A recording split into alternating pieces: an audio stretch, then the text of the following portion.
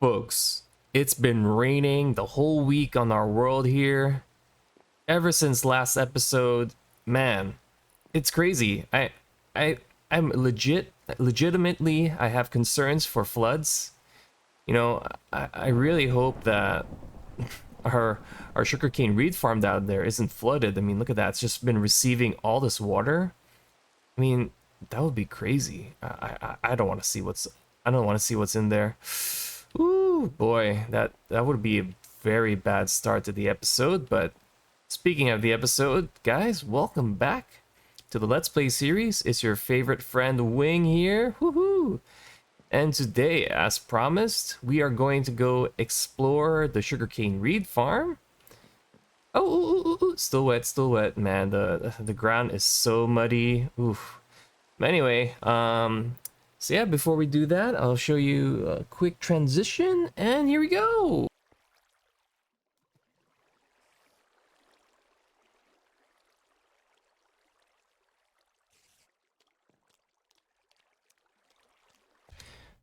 Everybody, look at this.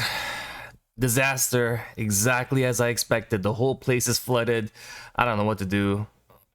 I gotta get the water out somehow, but it's kind of hard. But you know what? We'll manage. And yeah, talk about that transition, right? It's kind of weird transition, but you know, this whole situation over here just makes me feel like a fish out of water. Yeah, that was bad. Anyway, I will get to work in here. I gotta scrub a dub with this sponge here, just get rid of all this excess water.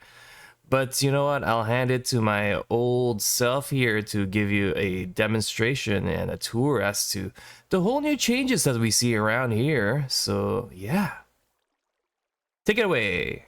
All right, folks, we are here at the sugarcane-reed / kelp farm, and as you can see, both walls are completed. This right wall here is fully redstoned up. All the observers, pistons, redstone repeaters are laid down. Even our aquamarine stuff is fully laid out perfectly. And not only that, we also have expanded the wall here.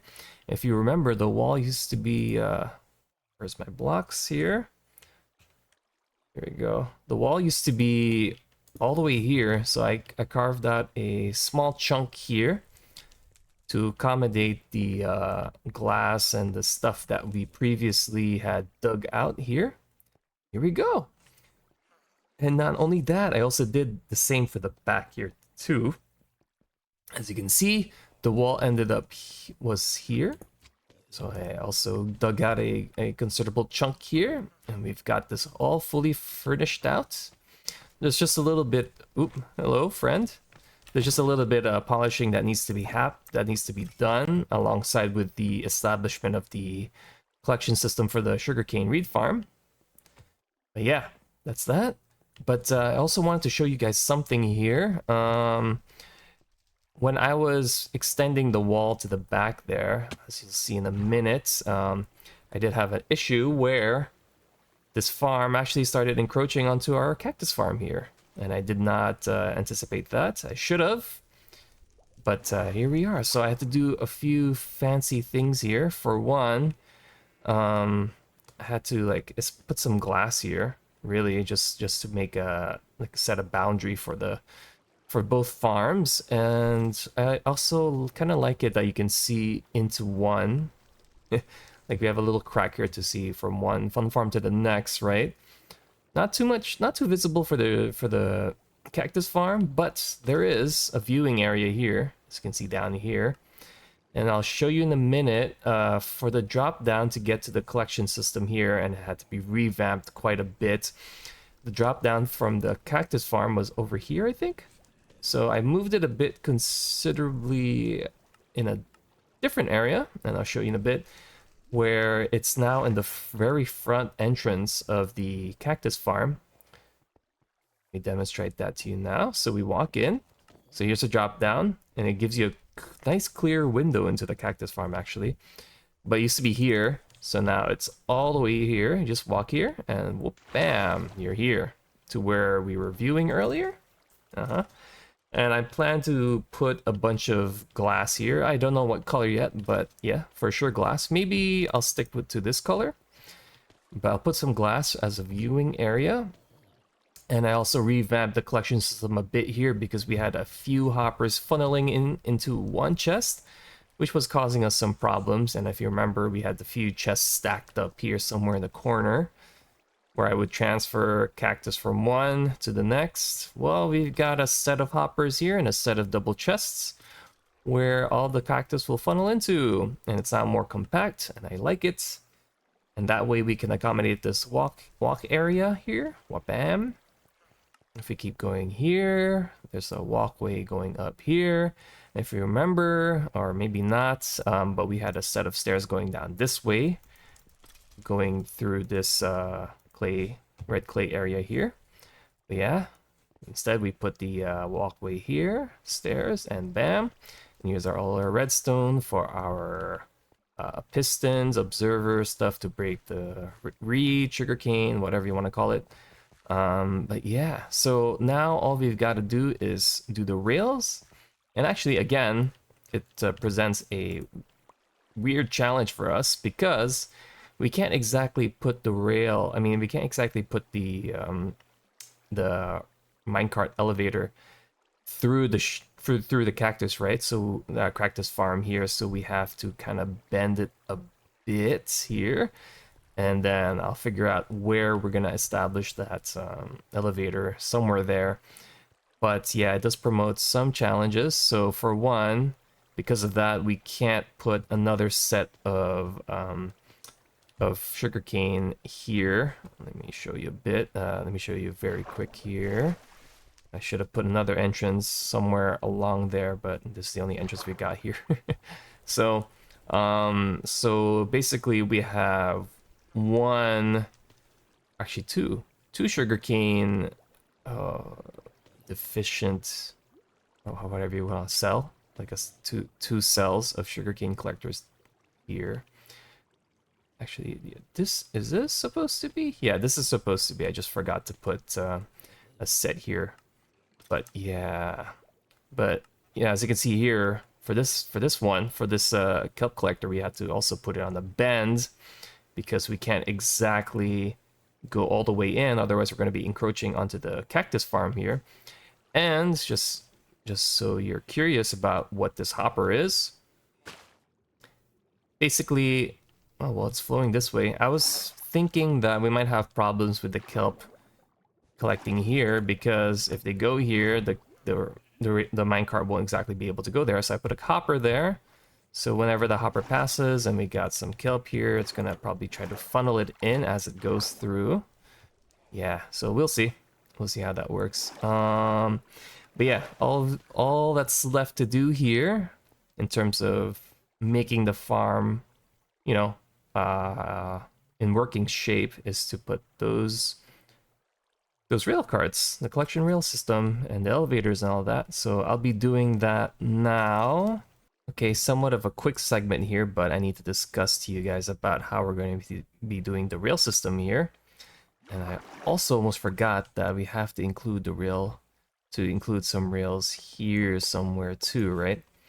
Because sugarcane is going to fall, right? The whole premise is sugarcane, once detected to grow all the way up here, is going to be pushed all down here. Most of the sugarcane is going to end up here. So I'm just going to get stuck here in the soil block. So for the ones here, we'll have a rail cart, a mine cart, going under some series of blocks. So I think we're going to have the mine cart like probably, so we'll have the blocks here. So I don't know, whatever blocks, prismarine, whatever. And then underneath that, we're going to have a separate track like here, right? That's where we're going to have the track running underneath all of this stuff. And that's fine. So then what I was thinking was, where do we have the elevator set up? Because especially for this side, for the right side, it's going to be it's complicated by this farm encroaching onto the cactus farm over there, right? That one. So what I was thinking was we're gonna have the rail cart start here. There's gonna be a collection system involved too, right? So whenever the whenever our minecart makes its rounds, it's gonna head to a collection system, stop there, wait for like, I don't know, some point of time, and after that's gonna start collecting again. Like it'll be sent off its merry way, start collecting. So what I was thinking was it's gonna start all the way there at the end. It's gonna go here, go up to this point, then it's gonna go down all the way back, then come back here. So as you can see, we perfectly have a bend here already established. So we could just have the minecart go there. Then after that, bend, go up here, and then go all the way down. This is the final segment. And then we go all the way down here. And then it's gonna go somewhere, drop down, go to the collection system, and start its cycle again afterwards. Yep. So that's the plan. I completely forgot to incorporate this part in the beginning. So, but not today. Today, we got it. We got it. So, okay, I'll start working on that, and I'll see you in a bit. Alright, folks, so we have the rail of the first part here laid down. I am going to be putting powered rails. I'm just setting up the regular rails just to make things easier for me. So here is the item for the hopper minecart elevator. All ready to go. I tested it out. It works. Oh man. I'm not good at climbing ladders apparently. So, okay. Let's just take a look at how it goes. So I'll roll this guy here. Go up. And there we go. Perfect. Seamless, really. Awesome. Yep, so I'm going to be including this in a lot of the other areas here. So yeah, I'll get to work on that, but I wanted to show you a quick demonstration. I'm not going to be putting them all in glass like this. I just wanted to, you know, to be able to see it wherever I am here, because there's a walkway here, there's a walkway here, so I figured to put the glass. And a great way to demonstrate it. So, yep. Ugh.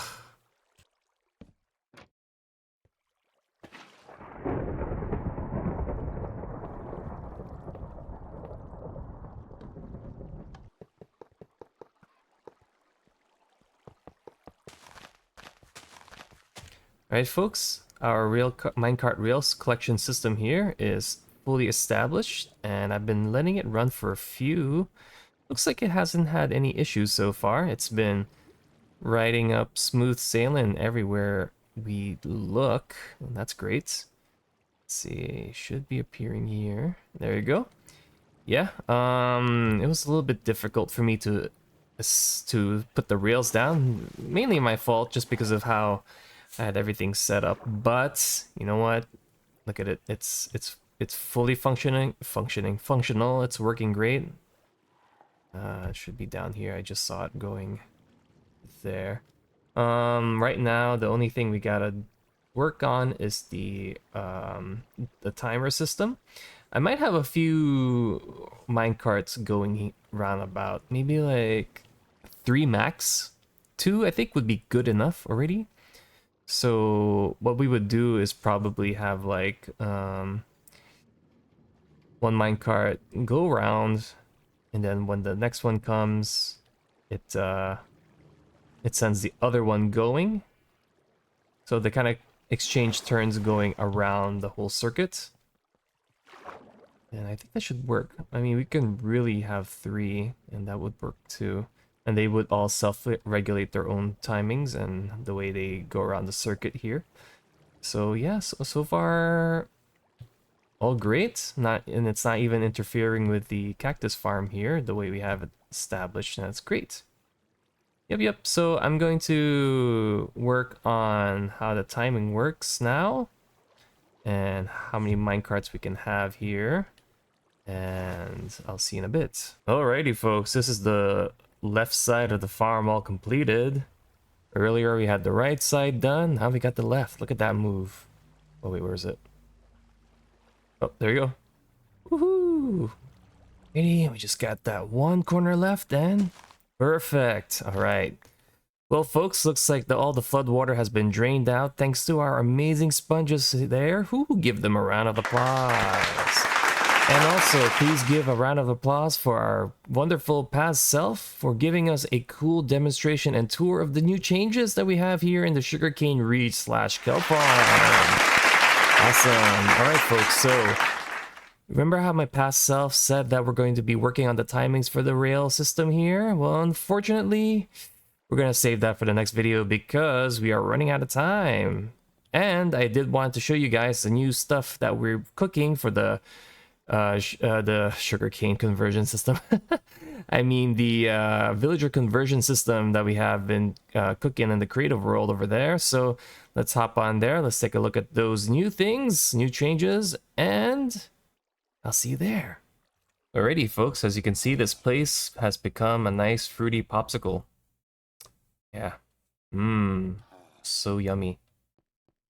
What terracotta is this? I might actually use this orange. Okay, actually, I really like it a lot. Anyway, so we figured out the redstone for the two piston, the two floor piston mechanisms we have here, and that is one for the villagers, which is again the slime block platform here, and then the second is of course for the platform for these zombie friends of ours. So here, let's take a look. So this is for the zombie friends. As you can see, they're going up, but they're still stuck, but they're going up. Yeah, every single one of them is working. Hold on, should be a fruit friend here. Okay, that's that works. And then I have the villager pistons here, powered by this lever in the middle. This is all just temporary. Of course, I want all the controls to be outside. But yeah, for me, this was the easiest way to hook it up now because I'm just trying to figure out the idea. So let's take a look at the redstone. Where do I go? How do I get in? Yes, here. Yeah, so it wasn't too bad really wiring all this up, but you can see how tricky it can get real quick. So to separate the redstone of the pistons here, I mean, it's great that the pistons for the villagers are one block higher than the ones from the zombies, so at least the sticky pistons won't ever have to interact with the pistons here. But the only problem is if we have the pistons for the zombies activated, as you can see, that raises the block up here, their half slab. Hold on. Okay, we're gonna get a good view of this here probably. Oh no, all of them are. Anyway, here, see? So I think if I do power up this piston here, I mean the villager pistons, I think it's gonna take the half slabs with it. Yep, as I suspected. And we don't want that to happen, but I don't think it's going to destroy the mechanism itself. As you can see, we can still retract the half slabs, so perfectly fine. Oh, okay, good. Our villager friends, I guess they can still reset, which is good. Good to know. Okay, so yeah, to separate the line, really, for the zombies and the villager pistons, the wiring for the zombie pistons is of course one block lower. So this is where it gets powered, and then for the rest of the way, there's like a chain of repeaters, as you can see, that would power the pistons from underneath. Okay. So for the villager pistons, as you can see, it's all above. It's like really, literally a block above, except for these ones here. So let's power it up. Show you. Okay, so it's powered up. So I had to do a repeater approach here because if I do just a regular line, then let's see what happens. Yeah, it powers this block down here, which extends the pistons the zombie pistons, which we don't want. So this is the approach we took. And so this only powers these pistons over here, but for the ones in the back here, we essentially just extended the power. That's, you know, because this block is powering all of those pistons, so we just take some of that power, we extend it here, and we just put simple redstone lines to power the rest of these 4 pistons here in the back, which doesn't power these pistons here, so it works great. Yeah. Okay.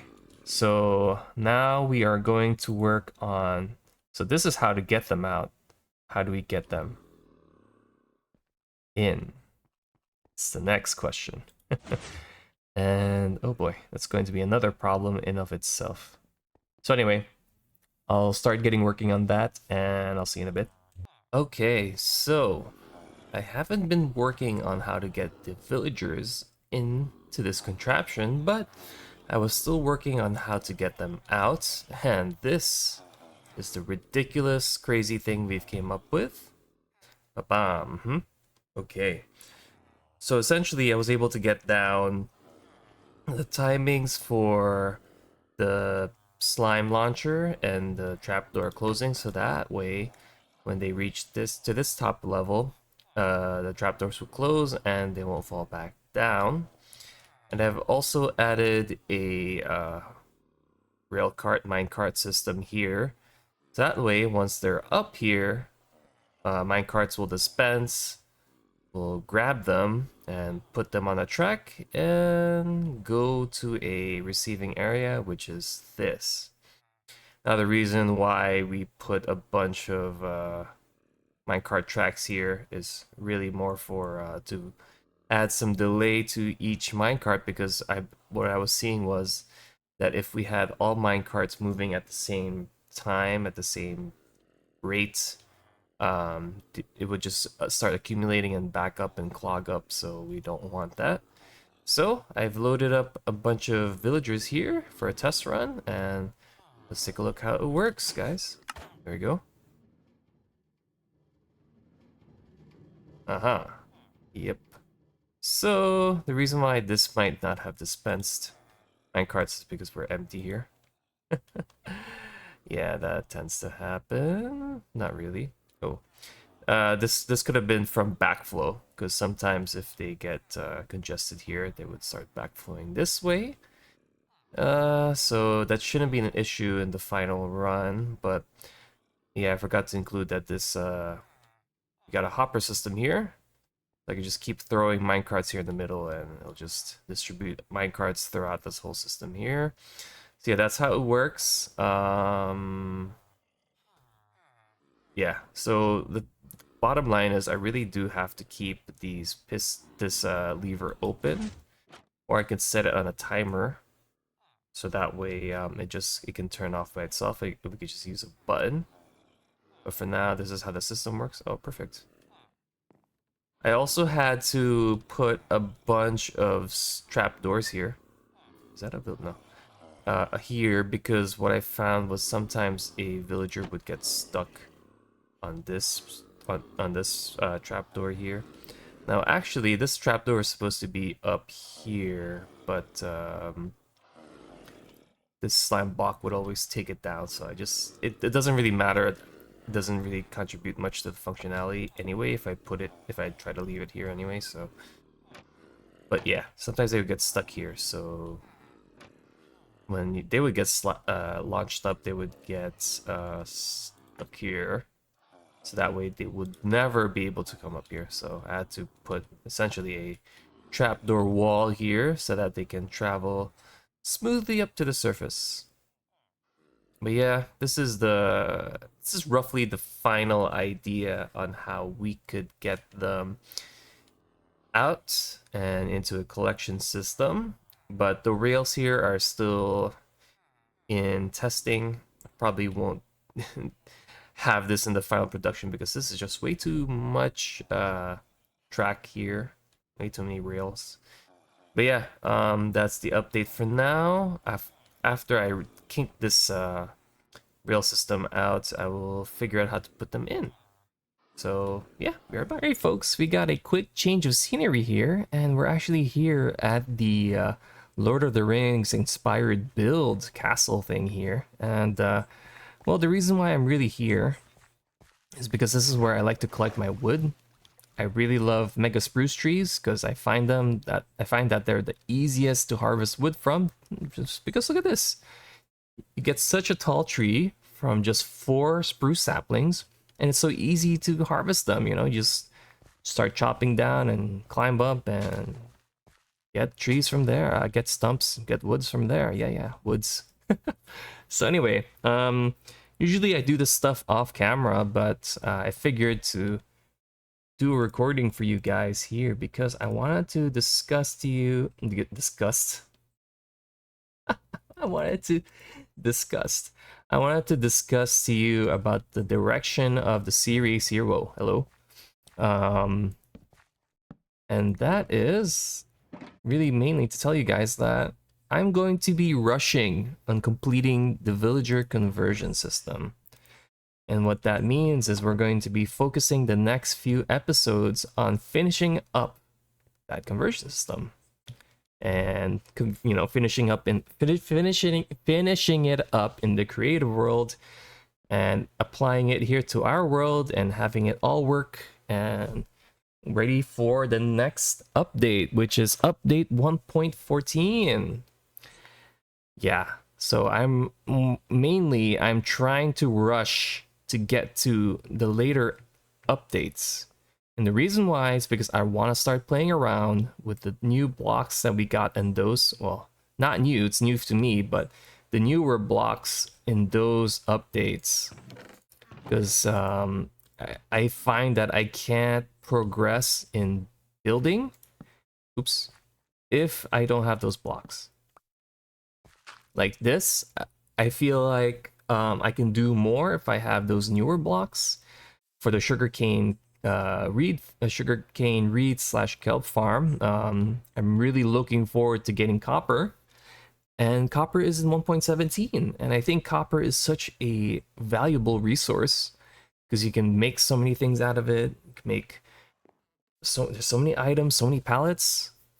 Like you get the orange to like bluish teal palette with that resource alone. It's just insane. And all the items and blocks you can build from copper is really we can heavily utilize that item in this world, and I can't do that until we get to those updates, right? So that's why I'm trying to rush to get to those updates so we can finally start using those blocks in this world, because I really want to use those blocks, and I can't move forward until we get those blocks so we can decorate the world with those blocks, really. So you've been warned. Expect that the next few episodes is going to be heavily based on the conversion system, but don't worry, we're almost done with the conversion system, I believe, because we got the sorter figured out already. It's just the conversion system that we need to fix, right? And I want this world to be conversion ready once we hit 1.14. So that way we have a bunch of villagers that we get from now, 1.13. And once we get to 14, we just, oh, where's my elytra? That's weird. Once we get to 14, we can just start converting villagers, you know, get their trades out down to 1 emerald or whatever. So yeah. So you've been warned again. But don't worry, don't worry. We're going to be finishing that up pretty soon, and we still got other things that we're gonna have to look at, which is like the timings, the minecart timings for the minecart collection system for the sugarcane kelp farm. That's something to look out for, right, for the next episode, and other things that we can fill the other upcoming episodes with. So content will still be hopefully variable, not focusing on one thing. That's what I'm trying not to do. So yeah, so anyway, this is where I end the episode, guys. Thank you for watching. I hope you don't mind where the direction of the series is going. I mean, it's not a big really not a big change, but I think it is an important change because I really want to get to those blocks, as I said before. So thank you for watching. I hope you enjoyed this episode. And I'll see you on the next one next week. So until then, stay healthy, stay safe, and I'll see you later. Okay? Take care, and bye-bye. Or no. I gotta say it this way.